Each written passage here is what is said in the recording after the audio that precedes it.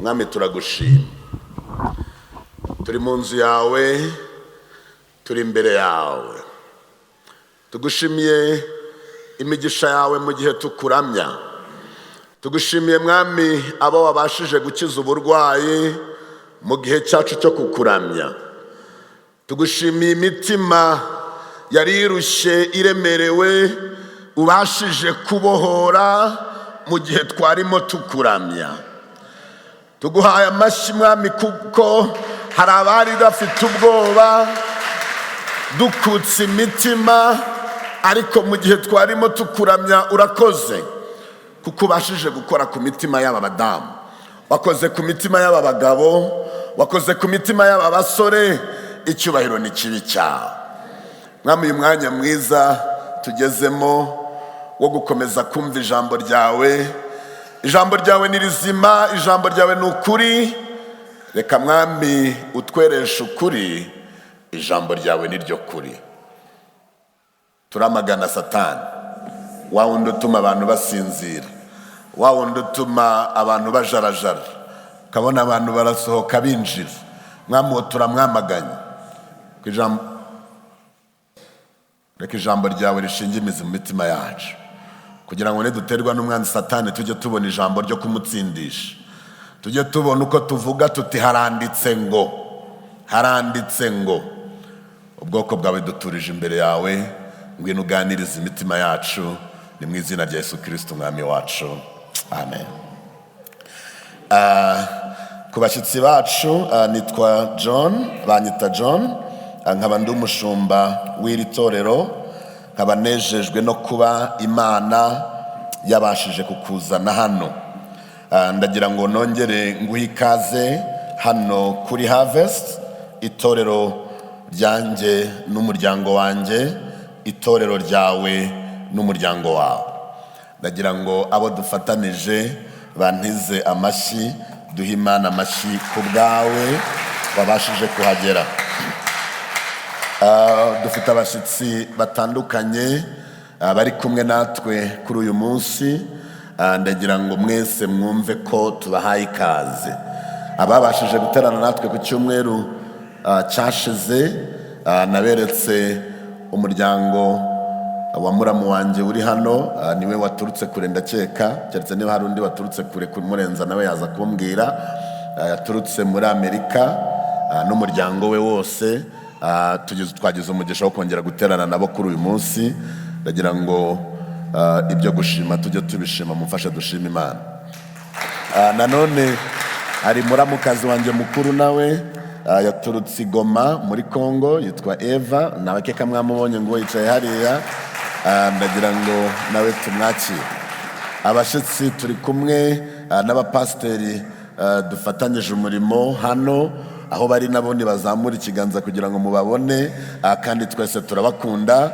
Twese hamwe na korari n'abadiyakoni n'abadiyakonikazi n'abakristu muri rusange, twese tubahaye ikaze hano iwacu kuri Harvest, itorero ryanjye n'umuryango wanjye. Ndagira ngo mvuge ku yandi matangazo make nifuza ko nk'itorero twakomeza kumenya. Nk'uko mubizi, turimo kwitegura igiterane cyacu cyo gushima Imana mu kwezi kwa karindwi, tariki 2. Satani yakomeje gukuba, harya batango no gukuba iki? Yakomeje gukuba amaguru, ariko nta kazi ke yaratsinzwe kandi azakomeza gutsindwa. Ubwo rero kizaba ari iteraniro rinini, turimo turakomeza kwitegura. Niyo mpamvu kiriya kibo cy'inyubako niba bari buze kukigira kinini, ndagira ngo uko Imana izagushoboza vuba aha, ugerageze dukomeze kugira uruhare mu birimo gukorerwa hano. Bitewe nuko dufite abashyitsi, isengesho dufite, iyi nyubako yacu nababwiye ko tuzayikora twitonze, buri wese uko ashobojwe n'Imana, kugira ngo itubere umugisha, ite kutubera umutwaro. Icyifuzo dufite kandi dusaba Imana, bitewe nuko tuzaba dufite abashyitsi benshi kandi murabizi tuziyakira, nuko hari abashyitsi batandukanye twifuza kuzakira muri sale hariya hejuru. Aba mwese murayizi. Turimo turasenga ko rero iriya sale yo hejuru turifuza kuyikorera ama plafond, urumva bikeneye za langete, tukayikora neza mu buryo bugezwe, tugashyiramo amakaro, tukayikora ibikuta ku buryo tuzakiriramo abashyitsi bazaba badusuye baturutse hirya no hino bakeya, abandi benshi tuziyakirira hano no mu rusengero n'imbuga. Iyo ni ibintu bibiri, ni ikintu kimwe cya mbere twumva Imana yakadufashije tukabigiramo uruhare, tukagera muri uko kwezi cyaratunganye. Niyo mpamvu ikiba cyiza uko Imana iduhaye umugisha tubikoze, byazatuma tudakora fundraising nini kugira ngo bituvune cyane.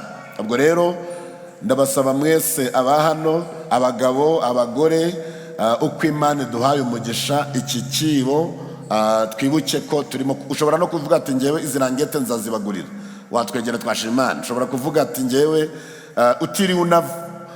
Ndashima Imana kubw'abantu benshi bakora ibintu byinshi hano bacecetse, nimwirirwemo n'abamenyi bakicecekera, ukabona umuntu akubise 70,000 kuri konte, ukabona umuntu akubise 200,000, ukabona umuntu ashyizeho 300,000 agaceceka ntavuze inzogera, yashyizeho 500,000, yashyizeho 200,000, yashyizeho 300,000. Abo ngabo ndagira ngo mbabwire ngo Imana irabareba kandi Imana irabibuka. Imirimo mukora ntabwo ari ubusa ku mwana.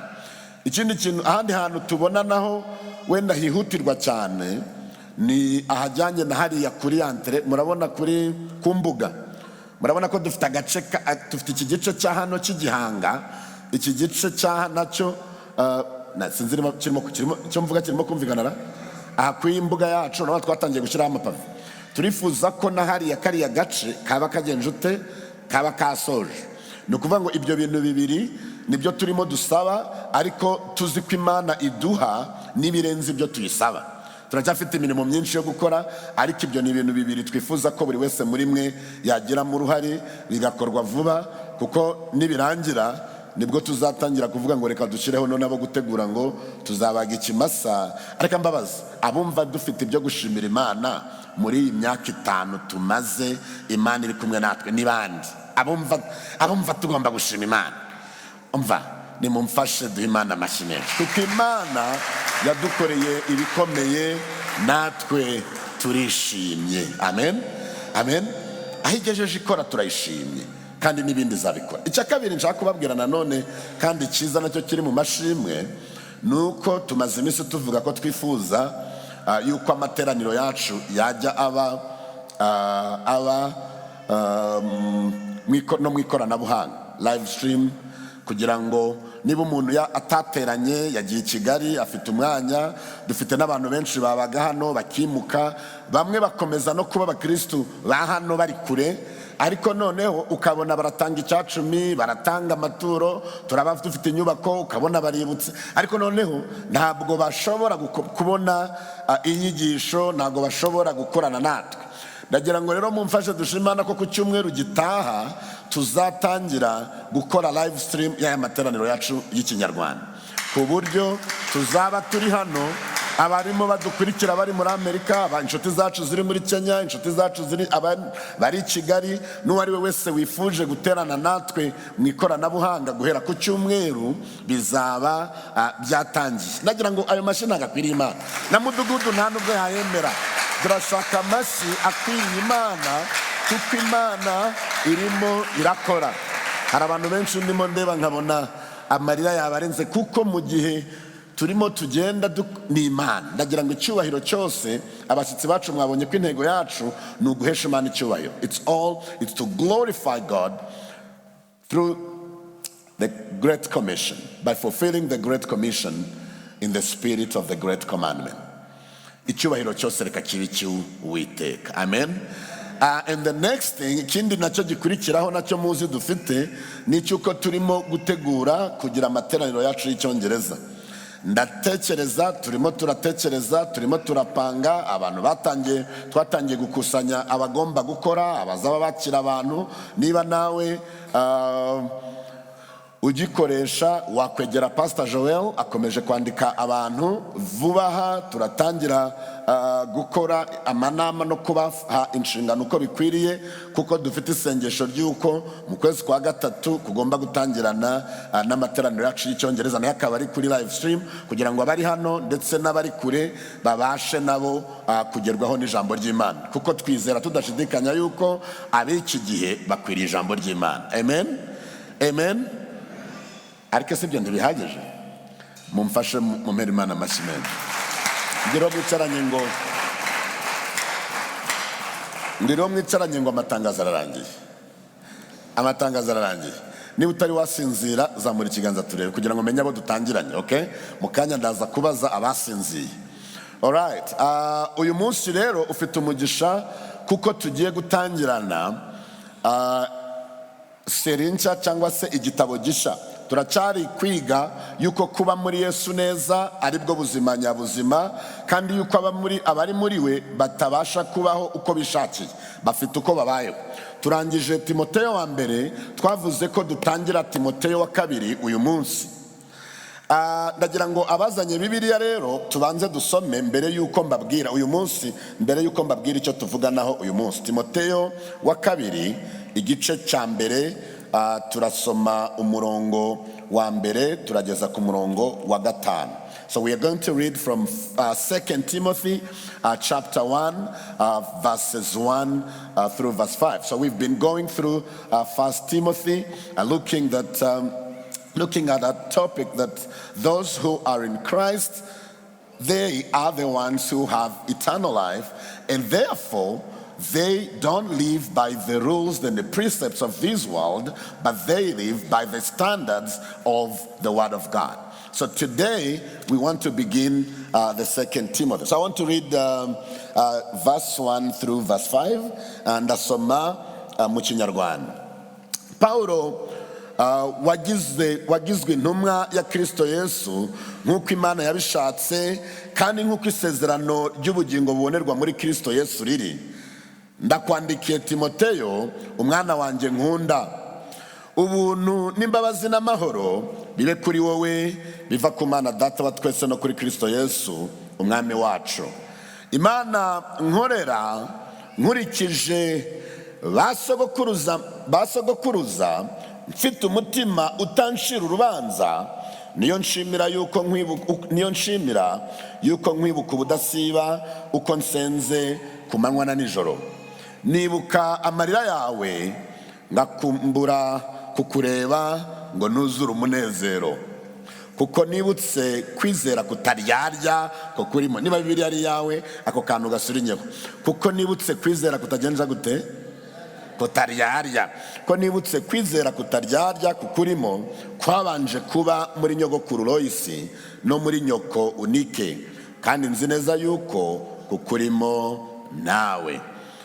Mwami Mana yacu, ni wowe wandikishije aya magambo, wayandikishije kugira ngo aya magambo abashe kutweza. Nukuza mu isi ngo wazanywe no kugira ngo zibone ubugingo, ngo ndetse zibone bwinshi. Nagushimiye rero Mwami kuko ugiye gukoresha ijambo ryawe kugira ngo ubwoko bwawe dukomeze kwezwa nawe. Icyubahiro ni kibi cyawe none n'iteka ryose. Amen.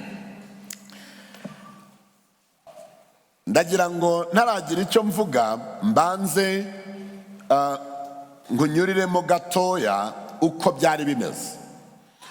Muribuka aha Timoteyo wa kabiri itandukanye na Timoteyo wa mbere, bitewe nuko Timoteyo wa mbere Paulo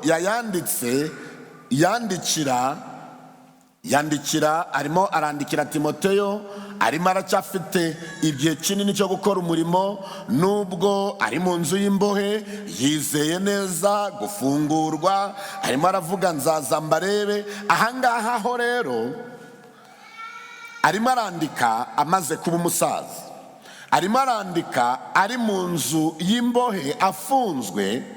Icyo gihe i Roma yari ifite umwami twakwita umusazi witwa Nero.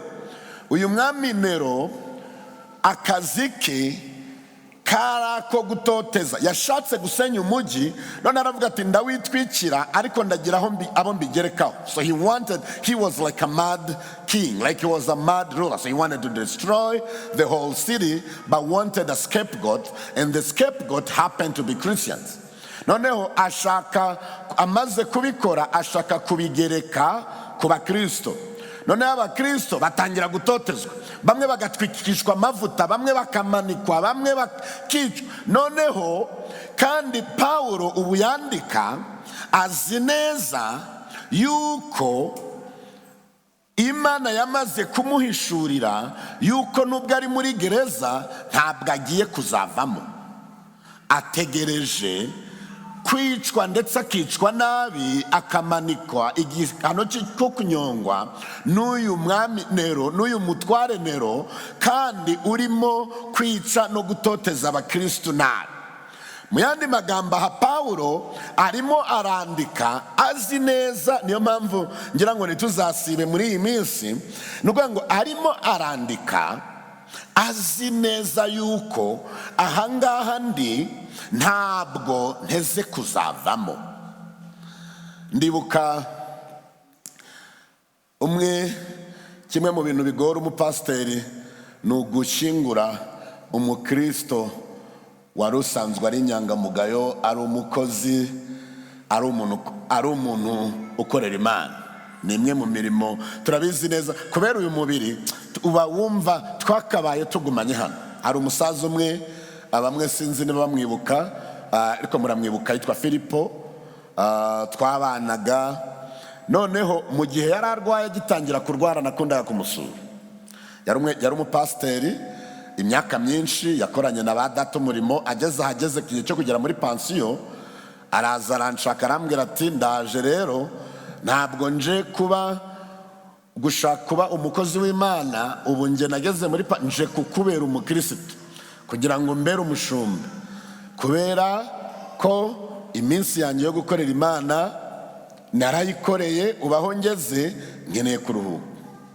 Atangiye kurwara nakundaga kumusura. Imirongo yakundaga gusoma kenshi yari imirongo yo gusaba gukira. Ntimubizi? Iyo umuntu arwaye akenshi asaba gukira. Imirongo aba ariyo: Mana uri umukiza, ni wowe warakubiswe kugira ngo tubashe gukira, warakubiswe kugira ngo tubashe gukira, ni wowe dukiza indwara zose, nta kikunanira. Iyo ni imirongo wasangaga buri gihe afite asoma iyo avuga ngo tuganire, kuko yari arwaye kandi azi uburwayi bwe uko bumeze, na kanseri igeze ku gihe. Ari n'umuntu w'umu intellectuel cyangwa se ujijutse. Hari aho yageze atangira, noneho nahagera ubu nibwo njya mbitekereza, ukumva imirongo n'amagambo ashaka ko tuvugaho ari amagambo ashaka kuvuga mu ubwiza bw'Imana, ashaka kuvuga ijuru, ashaka kuvuga ko tuzabana n'Imana iteka ryose. So he shifted. When you seek initially, most of your prayers are you want to be healed. You want to be healed. All the verses you read are about healing. But sometimes when you have like cancer and it gets to the end, at the extreme, then you change. You hear somebody beginning to talk about eternity, eternal life. Uyu musaza Filipo niko yakomezaga kuvuga. Ndimo nsoma aya magambo, ndeba uru rwandiko rwa Timoteyo dutangira, ni nkaho niho Pawulo nawe yarageze. So Pawulo yari ari muri gereza, ariko azi neza yuko ibyo kuvamo ntabwo biriho. Kandi umenye Pawulo ntabwo ari uko atizeraga, bitewe nuko uribuka ko hari aho yasenze Imana yagiye imukorera ibitangaza. Pawulo na Sila barasenga, bakahomba, imiryango imiryango ya gereza igenza gute? Irafunguka. So ntabwo ari uko yari afite kugushidikanya, ahubwo nuko igihe cyari kigeze. Yarazi neza ko ari ubushake bw'Imana bw'uko yambuka akajya mu ijuru. Ndagira ngo mbabwire ngo iyi si tuyirimo ariko tuzayivamo. Amen. So, aho niho Pawulo yarari, yarimo yandika mu yandi magambo, yaragezeho kuvuga ngo ko ngiye kujya mu ijuru umurimo ndawusigira nde? Ko ngiye kugenda ninde ugiye gusigara inyuma? Hari abantu baba hano mu isi nkaho batazayivamo. Aho Pawulo niho yarageze, ari muri gereza, agomba kwicwa, Nero kandi nta mikino afite. Noneho afata ibaruwa kugira ngo yandikire wa wundi Timoteyo yandikiye n'ubundi amukomeza, amubwira uko agomba kwitwara, kugira ngo noneho amubwire amagambo ye ya nyuma, amufashe, amutegure, ndetse ategure n'itorero muri rusange. Ndagira ngo uyu munsi tuganire ku rufatiro. Turavuga ngo urufatiro ruzima rwo gukorera Imana neza nk'umukristo rwubakira ku gusobanukirwa umuhamagaro w'Imana ku buzima bwawe binyuriye mu butumwa bwiza. Nakabaye mvuga ngo uri kuba muri Kristo neza nibwo buzima nyabuzima, abarimo muri we ntibabaho uko bishakiye, ahubwo bubaka urufatiro ruzima rwo gukorera Imana rwubakiye ku gusobanukirwa umuhamagaro w'Imana ku buzima bwabo binyuriye mu butumwa bwiza. So a firm foundation for faithful ministry rests on knowing God's call on your life through the gospel. A firm foundation for faithful ministry rests on knowing God's call on your life through the gospel. Urufatiro ruzima rwo gukorera Imana neza nk'umukristo rwubakira ku gusobanukirwa umuhamagaro w'Imana ku buzima bwawe binyuriye mu butumwa bwiza. Mu yandi magambo, ntabwo wamenya umuhamagaro wawe, ntabwo wamenya inshingano ukwiriye gukora ubutumwa bwiza budahari. None se ni gute ubutumwa bwiza budufasha kubaka urufatiro ruzima rwo gukorera Imana nk'umukristo? How does the gospel enable us build a firm foundation for faithful Christian ministry? How does the gospel enable us build a firm foundation for faithful Christian ministry? Ni gute ubutumwa bwiza budufasha kubaka urufatiro ruzima rwo gukorera Imana nk'umukristo? Icyambere nuko ubutumwa bwiza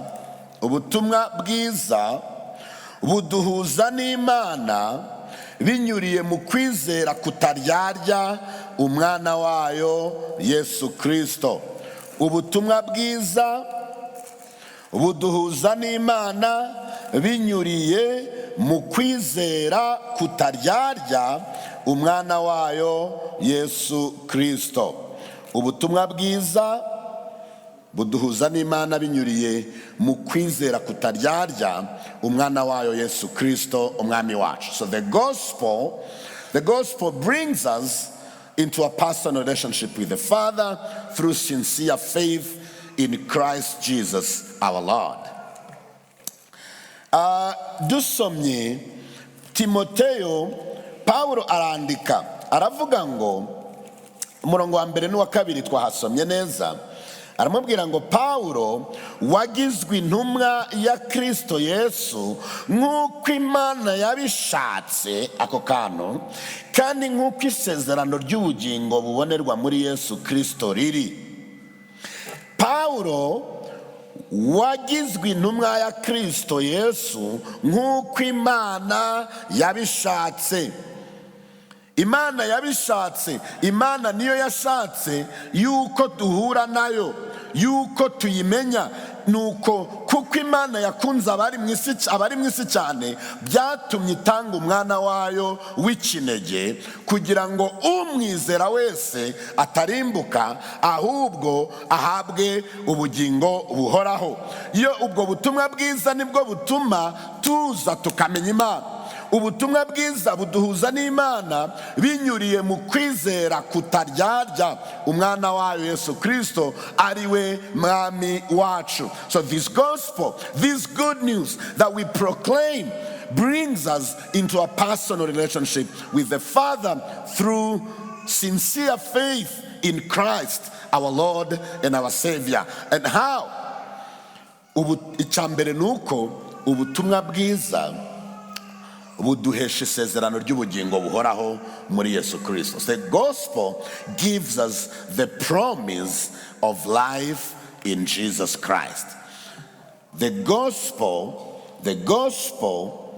gives us the promise of life in Jesus Christ. Yohana 17 ku murongo wa gatatu, Yohana 17 ku murongo wa gatatu haravuga ngo, ubu nibwo bugingo buhoraho, ko bakumenya ko ari wowe Mana y'ukuri yonyine, bakamenya n'uwo watumye ari we Yesu Kristo. And this is eternal life, that they may know you, the only true God, and Jesus Christ whom you have sent. So ubutumwa bwiza rero nibwo buduhesha isezerano ry'ubugingo buhoraho muri Yesu Kristo. Kuko ubugingo buhoraho nta bundi nukumenya ko Imana ari Imana nyakuri yonyine, ndetse tukamenya Yesu Kristo. Udafite Yesu Kristo nta bugingo afite. Yohana 1:5 ku murongo wa 11 n'ugeza 12 haravuga ngo, kandi uko guhamya nuko Imana yaduhaye ubugingo buhoraho, kandi ubwo bugingo bubonerwa mu mwana wayo. Ufite uwo mwana niwe ufite ubugingo, naho udafite umwana w'Imana nta bugingo afite. And the testimony is this, that God has given us eternal life, and this life is in his Son. He who has the Son has the life. He who does not have the Son of God does not have life. Ubutumwa bwiza buduhuza n'Imana binyuriye mu kwizera kutaryarya umwana wayo Yesu Kristo, ari we mwami wacu. Nukuvuga ngo gute? Kuko ubutumwa bwiza nibwo buduhesha isezerano ry'ubugingo buhoraho. Amen. Kuko abamwemeye bose bakizera izina rye, yabahaye ubushobozi bwo kwitwa abana b'Imana. Nango ibyo twagira byose, ibyo twatekereza byose, ibyo twagambirira byose, mu gihe tudafite Yesu Kristo nk'umwami n'umukiza wacu, ibyo dufite byose ni ubusa. So Jesus Christ is the center of all our aspirations. Without Christ, we have nothing, even when we think we do. I have a friend, mfite inshuti. Iyo nshuti sinzi niba bamwe bashobora kuba bamuzi, ni umuprofesa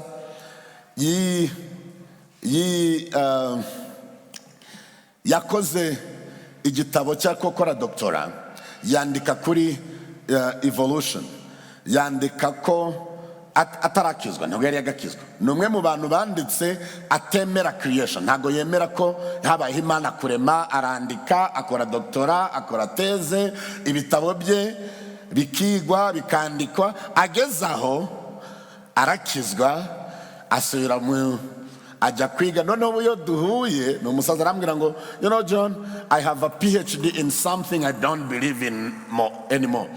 And surprisingly, ibitabo bye abantu benshi baracyabikotinga, bamwe babivuga bashaka kwemeza ko Imana idahari. Noneho akambwira ngo ibyo wageraho byose udafite Yesu ni zero. Aha naho niho Paulo arimo gushimangira akavuga ngo, ni njyewe nagizwe intumwa ya Kristo nk'uko Imana yabishatse, kandi nk'uko isezerano ry'ubugingo bubonerwa muri Kristo Yesu riri. Nta handi ubugingo bubonerwa uretse muri Kristo Yesu. Hello. Niba utarasinzira reka turebe. Niba utarasinzira, if you're not sleeping yet, let me see your hand. If you're not sleeping yet, okay. I think I still have the majority, okay? So ubugingo bubonerwa muri Kristo Yesu. Ubutumwa bwiza buduhuza n'Imana binyuriye mu kwizera kutaryarya umwana wa Yesu Kristo. Gute? Bukaduhesha isezerano ry'ubugingo buhoraho. Icya kabiri, tukiri kuri iyo ngingo ya mbere, nuko ubugingo busha duhabwa n'Imana tububona ku bushake bw'Imana binyuriye mu kwizera kutaryarya. So this new life that we get, it comes to us by the will of God through sincere faith in Christ Jesus. Paulo aravuga ngo Yesu nk'uko Imana yabishatse kandi nk'uko isezerano ry'ubugingo bubonerwa muri Kristo Yesu riri, ndakwandikiye Timoteyo mwana wanjye nkunda, ubuntu n'imbabazi n'amahoro bibe kuri wowe biva ku Mana Data wa twese no kuri Kristo Yesu umwami wacu. Imana nkorera nkurikije ba sogokuruza, mfite umutima utancira urubanza, niyo nshimira yuko nkwibuka ubudasiba uko nsenze ku manywa na nijoro, nibuka amarira yawe ngakumbura kukureba ngo nuzure umunezero, kuko nibutse kwizera kutaryarya kukurimo. Amen. So this new life comes to us by the will of God through sincere faith in Jesus Christ. You know, abantu benshi bashaka kugira Imana bashobora gusobanura. Abantu benshi bashaka kugira Imana yashobora kwinjira mu bwonko bwabo butoya. So people want to have a God that they can comprehend fully and comprehensively with their little small mind. And that's why when they can't explain an aspect of God, they say this doesn't make sense. Abantu benshi bashaka Imana washobora guturuka kuno ukagera ku musatsi usobanura. Nge ndashaka Imana iruta ubwonko bwanjye. Imana yacu iruta ubwenge n'ibitekerezo byacu.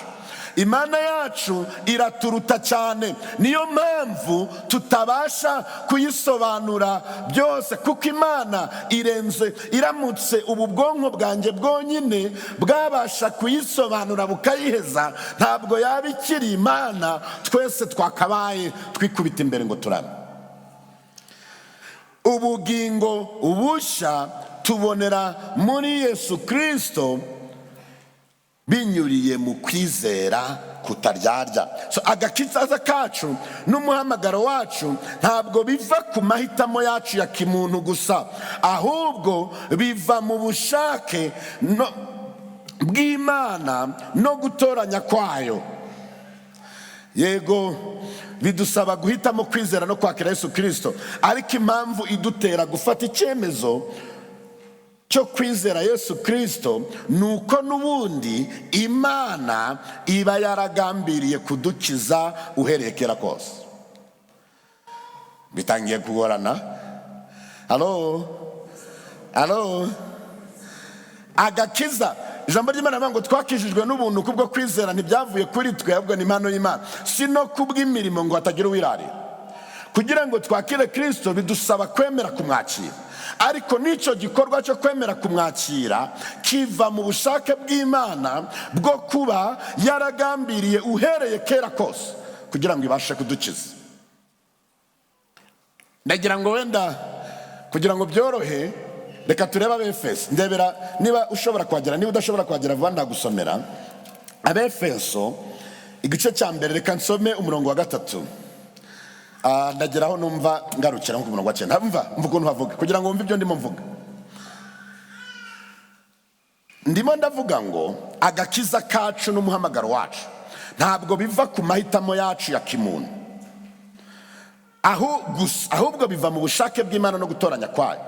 Nubwo bidusaba guhitamo kwizera no kwakira Yesu Kristo, impamvu idutera gufata icyo cyemezo nuko n'ubundi Imana iba yaragambiriye kudukiza uhereye kera kose. Umva uko ijambo ry'Imana rivuga ngo iki?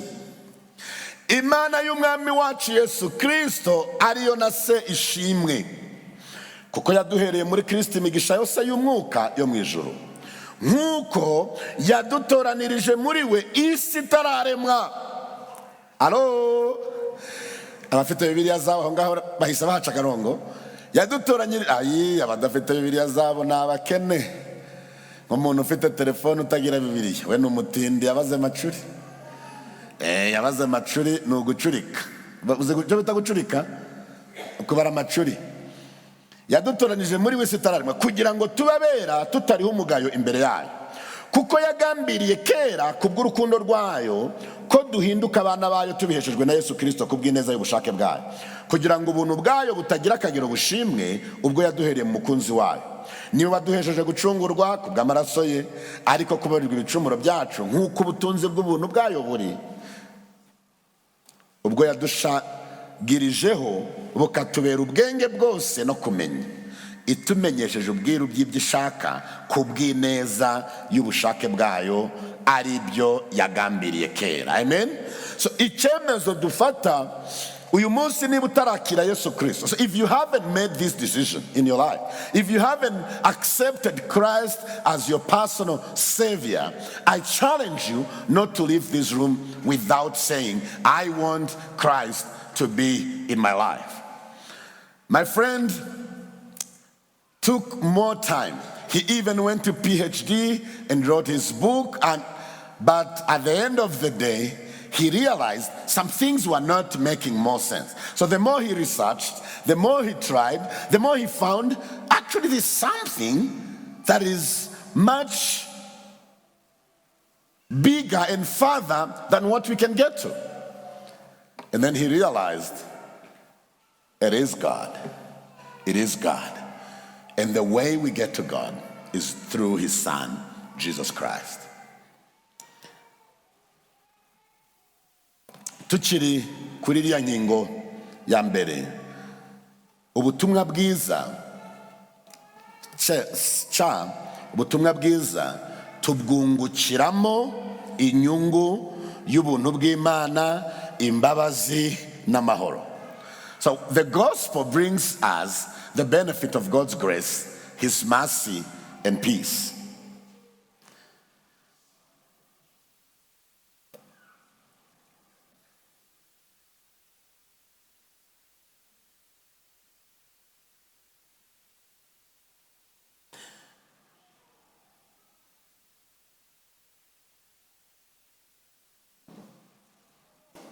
Ndakwandikiye Timoteyo umwana wanjye nkunda, ubuntu n'imbabazi n'amahoro bibe kuri wowe biva ku Mana Data wa twese no kuri Kristo Yesu umwami wacu. Amen. Ubuntu bw'Imana. Twaravuze ngo uyu mwaka ni umwaka Imana yiteguye kudukoresha ibihambaye kurushaho, duvana mu bwiza bumwe tujya mu bundi, ariko ibyo bizakorwa kubw'ubuntu bugeretse ku bundi. Amen.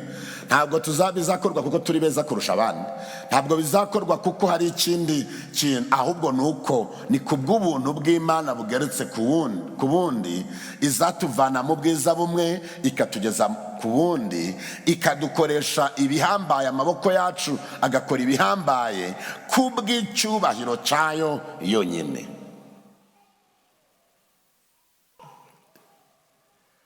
Amahoro n'imbabazi z'Imana tubiheshwa na Yesu Kristo, kandi tubimenyeshwa n'ubutumwa bwiza. So ushobora kwibaza, ese namaze kwakira Yesu Kristo nk'isezerano ry'ubugingo buhoraho ndarifite? Have I experienced new life in Christ according to God's promise? Do I know personally God's grace? Do I know personally his mercy and peace? Because of God's sovereign will, do I now personally have a sincere faith in Jesus Christ? Ese koko mfite ukwizera kutaryarya? Ese imibereho n'imibanire yanjye koko aho ndi, aho nkorera, aho nirirwa, ese koko iragaragaza ko mfite ukwizera kutaryarya? Niba ushobora gusubiza ngo yego, ufite urufatiro, twavuze urufatiro rwo kubakiraho gukorera Imana uko ubuzima bwawe bumeze kose. But if you answered no, like if you haven't experienced new life in Christ according to God's promise, if you haven't experienced God's grace, the mercy and peace that can only be found in Jesus Christ alone, I want to challenge you, and I want to beg you, sincerely ask you not to leave this sanctuary before you surrender your life to Christ? You can even interrupt me right now and raise your hand.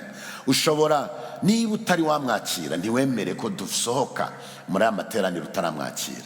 No muri aka kanya ushatse wazamura ikiganza cyawe ukamwakira akakubera umwami n'umukiza, kuko aho niho urufatiro ruri.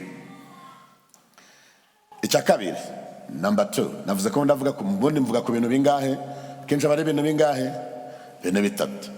Icya mbere twavuze ko ubutumwa bwiza buduhuza n'Imana binyuriye mu kwizera kutaryarya umwana wa Yesu Kristo. Ariho twabonye ko buduhesha isezerano ry'ubugingo, budufasha kubona ku bushake bw'Imana binyuriye mu kwizera kutaryarya, kandi twabonye yuko tubwungukiramo inyungu y'ubuntu bw'Imana, imbabazi n'amahoro. Icya kabiri rero nuko ubutumwa bwiza butwegereza abandi bizera, tukagira inshuti nziza zituma dukomeza guhinduka no gukura mu nzira igana Imana. So the gospel brings us into close, life-changing relationships with other believers. So nukuvuga ngo agakiza gafite inyungu. Alo, niba utarasinzira reka twongere turebe. Ndamvuga ngo nta ncike iri mu nzu y'Imana. Iri torero rizaba ritari itorero nitugira umuntu, nitugira abantu babaho bonyine turi mu nzu y'Imana. Ubutumwa bwiza butwegereza abandi bizera, tukagira inshuti nziza zituma dukomeza guhinduka no gukura mu nzira igana Imana. Iyo turi hamwe tubasha ubwacu kugira abantu dufatanya, kugira abantu batukebura iyo twatanye, kandi bakadukebura badukeburira kutugarura mu nzira, bakadukebura batadukeburira kutwangiriza, kudutsemba, ahubwo bakadukebura badukeburira kutugarura mu nzira nziza. Ubutumwa bwiza rero butwegereza abandi bizera, tukagira inshuti nziza zituma dukomeza guhinduka no gukura mu nzira igana Imana. So the gospel brings us into close, life-changing relationships with other believers. Avuga ngo Imana nkorera nkurikije ba sogokuruza, mfite umutima utancira urubanza. Niyo nshimira yuko nkwibuka ubudasiba, uko nsenzwe ku manywa na nijoro, nibuka amarira yawe ngakumbura kukureba ngo nuzure umunezero. Nuko nibutse kwizera kutaryarya kukurimo kwabanje kuba muri nyogokuru Loisi no muri nyokunike, kandi nzi neza yuko ko kurimo nawe. Ubutumwa bwiza butwegereza abandi bizera, tukagira inshuti nyanshuti, tukagira abagabo nyabagabo, atari babandi baduhamagara gusa nta kindi bashaka kutubwira, ari ukutubwira ibituganisha habi. Atari babagore baduhamagara gusa baduhamagarira kutujyana mu mazimwe no mu manjwe. Atari babasore baduhamagara badusura batubwira ibitagira umumaro, ahubwo tukagira inshuti zidukomeza, zidufasha gukura muri uru rugendo. Tukagira inshuti turwara zikadusura, tukagira inshuti dutsikira mu rugendo rw'agakiza zikatubwira umva uribagiwe uri umukristo, wibagiwe kuri umukristo, ngwino ibi ntabwo ari ibyawe, ibi ntabyo bisa nawe, ibi ntabwo bigukwiriye, uyu mwambaro si uwawe, izi nkweto zirakurya. Ubutumwa bwiza butwegereza abandi babizera, tukagira inshuti nziza zituma dukomeza guhinduka no gukura mu nzira igana Imana. Paulo ari muri gereza, Paulo ari Nero ategereje kumubamba, arabizi neza ko atazavamo, ariko arahangayitse, ari kwandika akavuga tumva bituma ngukumbura, nzi kwizera kukurimo, komera shikama. Ubutumwa bwiza butwegereza abandi bizera, tukagira inshuti nziza zituma dukomeza guhinduka no gukura mu nzira igana Imana. Icya gatatu ari nacyo cya nyuma nsorezaho uyu munsi, nuko ubutumwa bwiza butwinjiza mu buzima bwo gukorera Imana bijyanye n'umugambi wayo n'impano igenera abantu bayo ngo bayikorere. Ubutumwa bwiza butwinjiza mu buzima bwo gukorera Imana bijyanye n'umugambi wayo n'impano igenera abantu bayo ngo bayikorere. So the gospel brings us into a life of service according to God's will and gifts. Ndagira ngo mubwire ngo nawe ufite impano. Ngoro mwicaranye ngo nta muntu n'umwe utagira impano yo gukorera Imana. Actually what that means, icyo bisobanura nuko nta rugingo rutagira umumaro.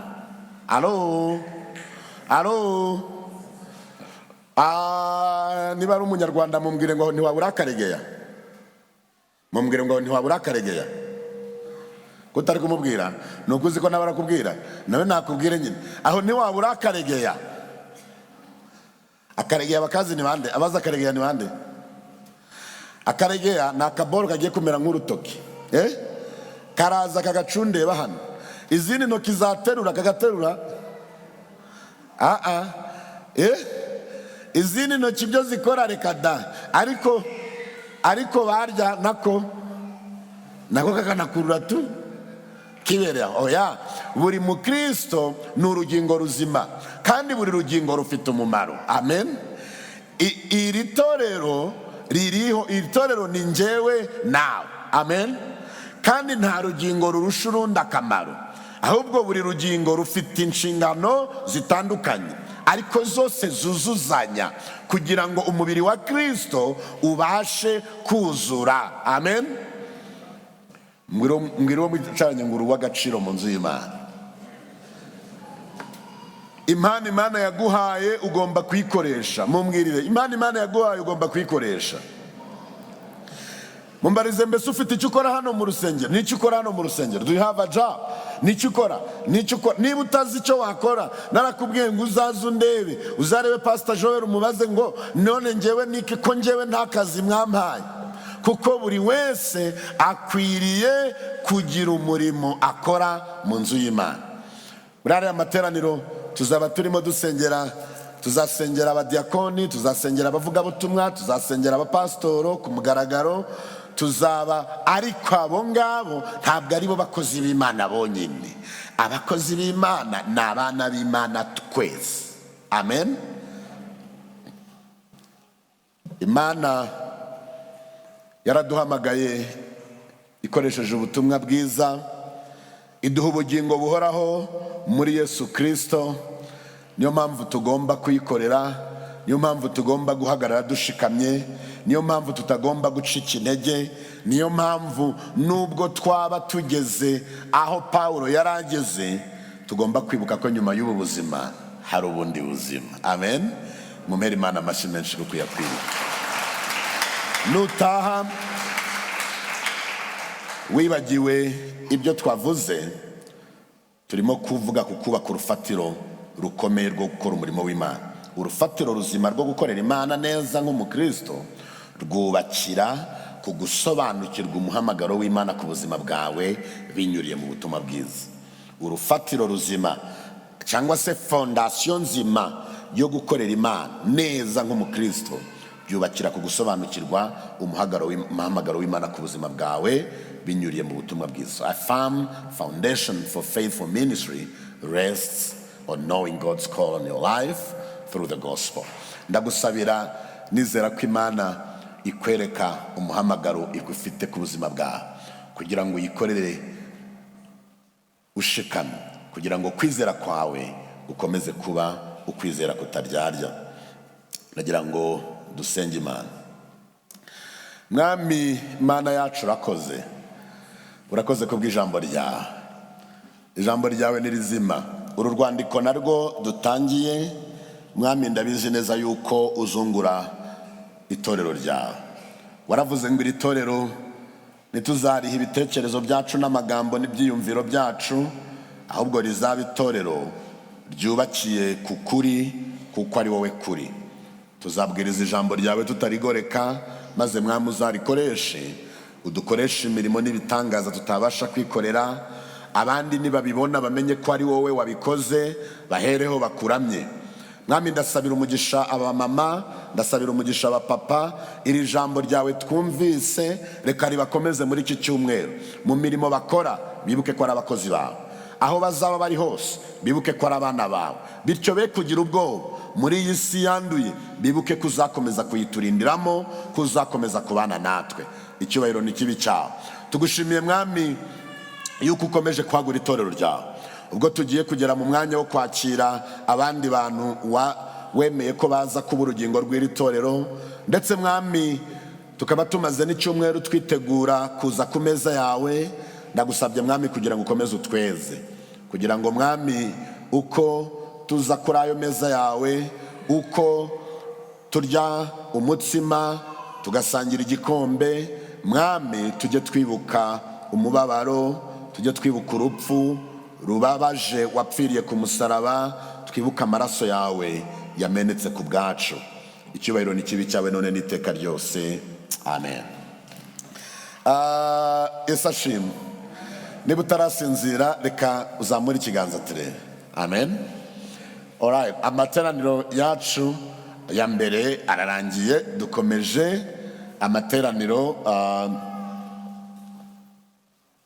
atamara iminota nk'itanu cyangwa se 10 yo kugira ngo tujye ku meza y'umwami nk'uko twayibateguje. Tutarajya kuri uwo muhango hano kuri Harvest, buri wese wakiriye Yesu Kristo nk'umwami n'umukiza akabatizwa ndetse akaba atari mu gihano, haba hano mu itorero ryacu cyangwa se niba ari umushyitsi wacu akaba atari mu gihano mu itorero rye, uwo nawe yemerewe gusangira natwe ku meza y'umwami. Uwakiriye Yesu Kristo nk'umwami n'umukiza we akaba yumva abohotse, yadusuye. Twebwe hano ameza sa yacu, ameza na y'umwami wacu Yesu Kristo.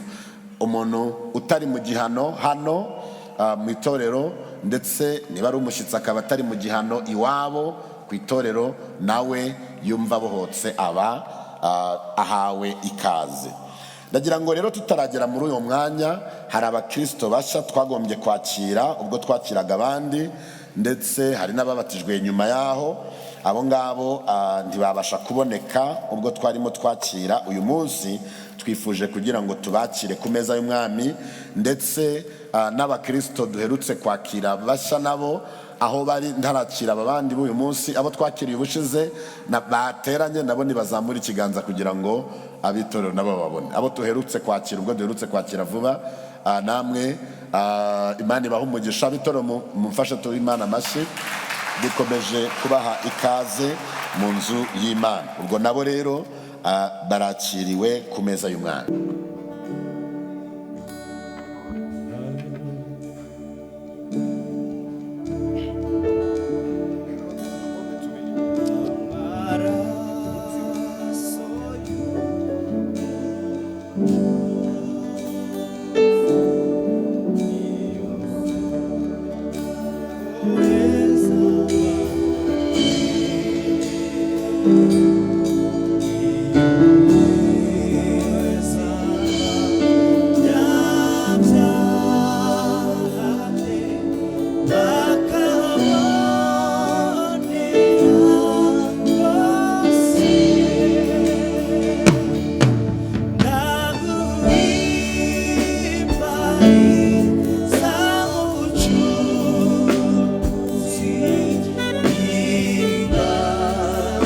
Was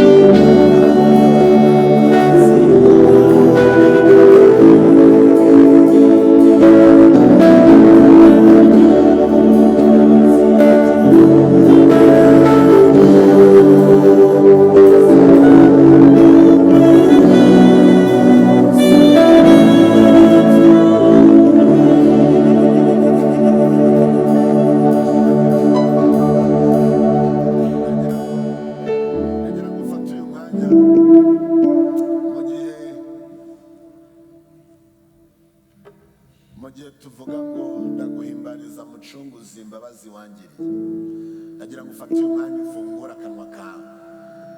Sinzi uko umaze iminsi uri kugendana n'Imana, ariko ndagira ngo ngutangarize ngo amaraso ya Yesu arahagije kuguhanaguraho umugayo wose.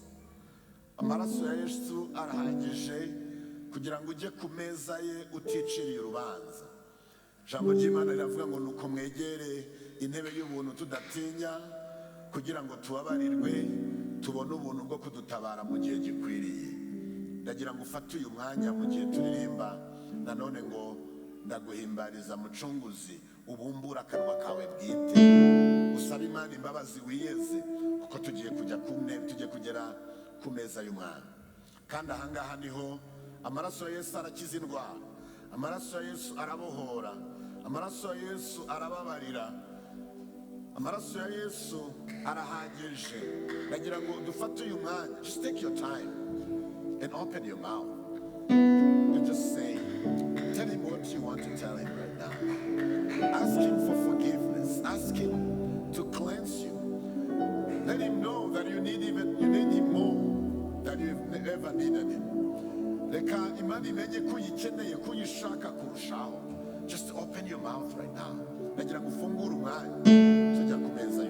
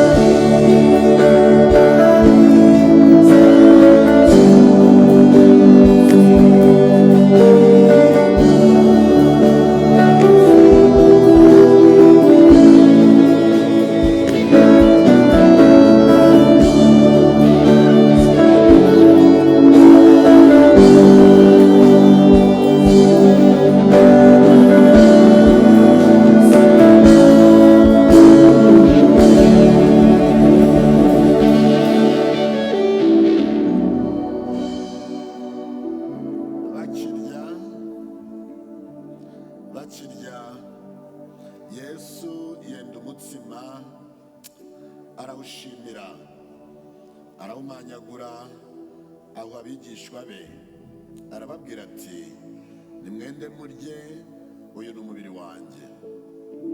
Yenda igikombe aragishimira arakibaha arababwira ati munywe kuri iki mwese kuko aya ari amaraso yanjye y'isezerano rishya ava ku bwa benshi ngo babarirwe ibyaha. Ariko ndababwira rwose yuko ntazanywa ku mbuto z'inzabibu mbereye none nkageza umunsi nzasangira namwe vino nshya ku bwami bwa data. Urafata udukombe mutegereze, abashyitsi mutegereze, turavata dutegerezanye. Urafata agakombe kamwe karimo umutsima kandi karimo divayi, turategerezanya turaza gukorera rimwe. Uraba ndabwira abashyitsi bacu cyangwa se abakiriwe uyu munsi, urafite udukombe tubiri, kamwe karimo umutsima akandi karimo divayi. Uraza gutegereza, turategereza, turaza gusangirira hamwe.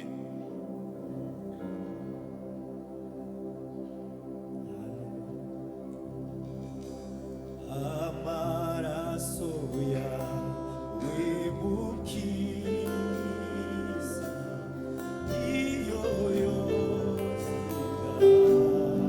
wakoze.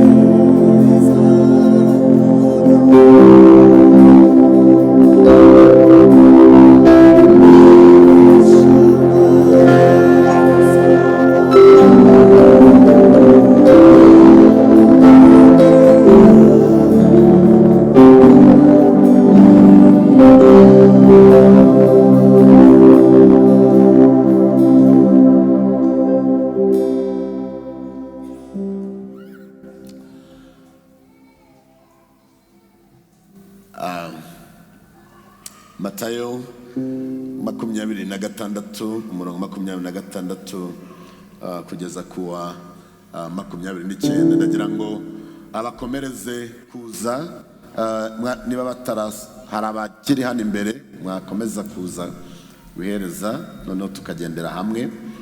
Bibiliya nivuga ngo mutegerezanye, niyo mpamvu turimo gutegerezanya, kandi Bibiliya ikongera ikavuga ngo umuntu abanze yinire yisuzume. Niyo mpamvu twavuze ngo tubanze tubumbure akanwa kacu. Ntabwo ari umuntu bamwinirira, ahubwo niwe ugomba kwisuzuma. Ndakeka ko twese twisuzumye kandi nta kiducira urubanza. Ndagira ngo bakomeza, ndagira ngo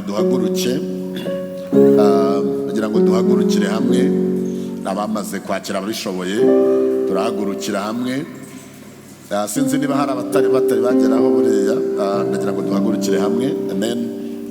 Turasoma, turakomeza hamwe. Ababishoboye barashobora guhaguruka. Bakirya, Yesu yenda umutsima, arawushimira, arawumanyagura, awuha abigishwa be. Mwami Mana, uyu ni umutsima usanzwe dufite. Nk'uko abigishwa bawe bariho barya umutsima usanzwe, natwe uyu ni umutsima dufite. Mwami, turagusabye kugira ngo ubwo tuza kuba tuwusangirira hamwe, Mwami, turagusabye kugira ngo utwibutse umubiri wawe washenjaguwe ku bwacu, utwibutse inkoni wakubiswe, utwibutse agaciro kanini watanze kugira ngo ubwoko bwawe tubashe kuronka agakiza. Reka Mwami, inkoni wakubiswe tuzibuke muri uyu mwanya. Twibuke umubiri wawe watewe imisumari. Nuko Mwami, ubwo tuza kuba turya uyu mutsima, ndagusabye Mwami kugira ngo buri wese urya kuri uyu mutsima abashe gukira indwara y'uburyo bwose yaba afite. Indwara z'umubiri, indwara zo mu buryo bw'umwuka. Mwami, reka dukire, ngo tujye tubikora gutya tukwibuka. Ndagira ngo dusangirire hamwe umutsima.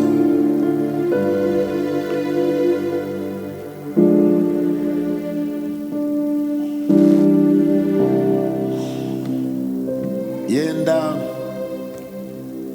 igikombe, aragishimira, arakibaha, arababwira ati munywe kuri iki mwese, kuko aya ari amaraso yanjye y'isezerano rishya ava ku bwa benshi ngo babarirwe ibyaha. Mwami, iki ni igikombe cy'icyo kunywa dufite hano, kigereranwa n'uko abigishwa bawe nabo barimo basangira vino y'umuzabibu wabo.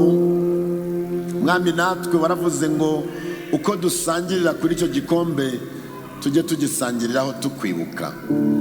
Niyo mpamvu Mwami, natwe tutanirije hamwe, reka buri wese unywera kuri iki gikombe. Mwami, amaraso yawe yongera tweze bundi bushya, twongere Mwami dutunganywe kurushaho. Reka Mwami, uko tunywera kuri iki gikombe twibuke amaraso yawe yamenetse ku musaraba, twibuke Mwami umubabaro ukomeye wanyuzemo. Reka buri wese Mwami unywera kuri iki gikombe, amaraso yawe akora umurimo buri wese akeneye. Muri twe hari abarwayi, amaraso yawe arakiza. Abafite intimba ku mitima, reka amaraso yawe yongera aduhumurize, aduhuze n'ubugingo buhoraho. Urakoze Mwami kubw'iki gikombe. mu izina rya Kristo umwami wacu. Reka dusangire tunywere ku gikombe twese. agira ngo dufatanyirize hamwe tugihagaze badufasha dufatanye kuririmba amaraso yawe mukiza niyo yeza ibyaha byacu. Nyeza nk'urubura nyogesha amaraso wavuye kugira ngo nunganire Imana. Amen.